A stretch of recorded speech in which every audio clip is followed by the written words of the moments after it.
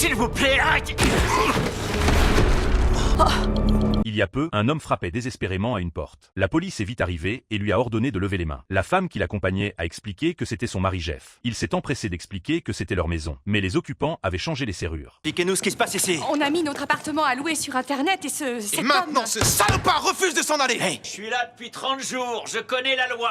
En tant que squatteur, j'ai des droits et ce tordu dehors a menacé de me tuer.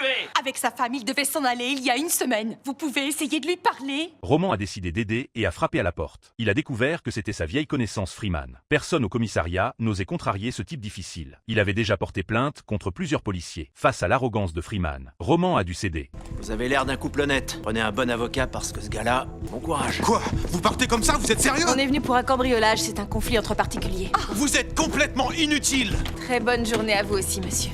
L'affaire ne s'est pas arrêtée là. Le couple Jeff s'est rendu au commissariat. Roman a expliqué à son supérieur. Freeman avait lancé plusieurs poursuites contre le commissariat. Un nouveau avait failli perdre son emploi. Le supérieur leur a dit de suivre la procédure d'expulsion. Mais Jeff ne pouvait pas attendre ces quelques mois. Il est sorti furieux. Sa femme est restée pour expliquer la raison de sa colère. Jeff a été renvoyé à Noël et depuis on cherche des solutions pour se faire un peu d'argent. C'est comme ça qu'on s'est retrouvés sur ce site. Excusez-nous de vous avoir dérangé. Burgess a été profondément touchée par l'épouse. Elle a contacté le service du logement pour le couple Freeman. Elle leur a trouvé un nouvel appartement avec de meilleures conditions. Elle leur a même offert un mois de loyer gratuit, espérant qu'il déménagerait. Mais contre toute attente, il a refusé. Il lui a même dit de ne pas se mêler de ses affaires. Burgess était très en colère. Je comprends votre femme. Qui vous supporterait? Moi, en 5 minutes, j'ai déjà envie de les Et tranquille. c'est exactement ce que j'attendais. Merci beaucoup.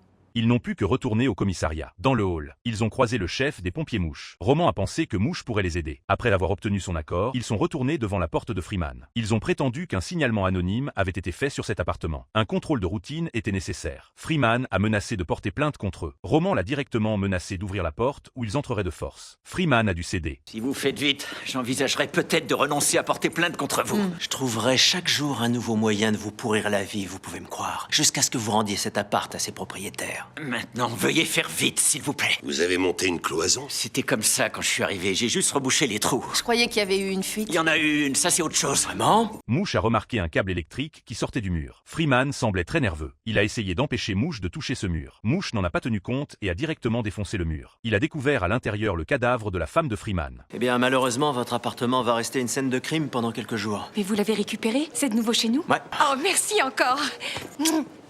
Ah.